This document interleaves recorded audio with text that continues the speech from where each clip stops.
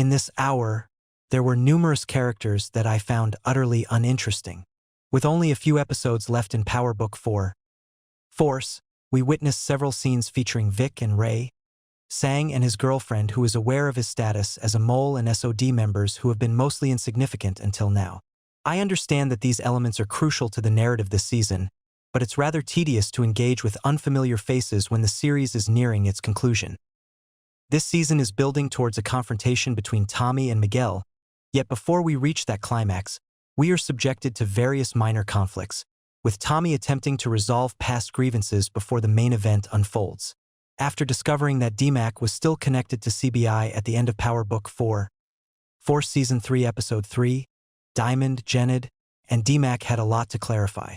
However, true to Tommy's character, he showed little interest in anyone's explanations except for Diamond's. Given that he was under pressure in multiple ways during a brief 5-minute period, Diamond demonstrated that he can certainly hold his own when it comes to deception.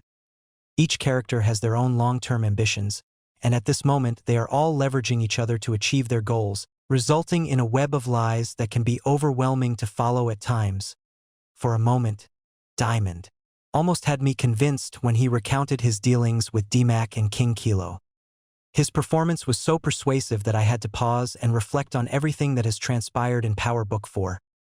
Force Season 3, reminding myself that Diamond was always the one orchestrating D-Mac's downfall. Of course, he couldn't and wouldn't reveal that to Tommy, but as he explained to Tommy how he was trying to safeguard D-Mac all along, I couldn't help but think that Tommy must have been skeptical of everything he was saying without challenging him. Tommy has demonstrated over the years that he is far too intelligent to trust people without question.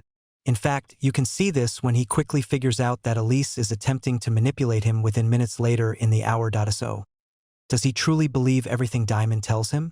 Or is he simply waiting for the right moment, knowing he needs Diamond's help now and can handle him later? Only time will reveal the truth, but for the moment, he appears willing to accept Diamond's words at face value.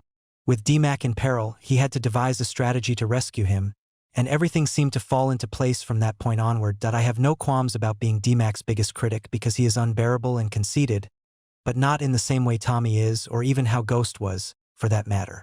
There was a subtle arrogance in their boasting, but with D-Mac, it comes off as almost desperate. It's as if he's not just trying to persuade those around him that he's significant, but he's also trying to convince himself.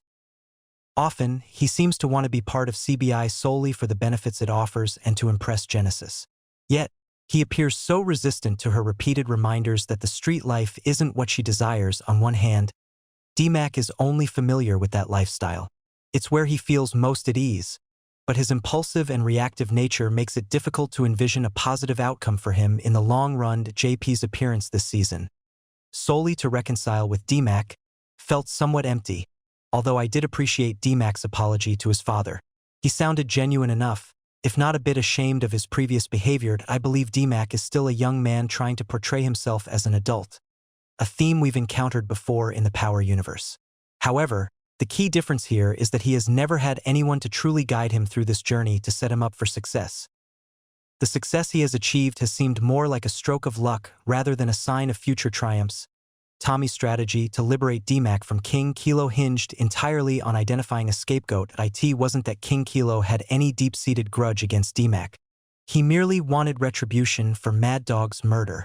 Present him with a fresh suspect on a silver platter, and D-Mac could walk away without a scratch. It was a solid strategy, and everything aligned with Malik and Rashan.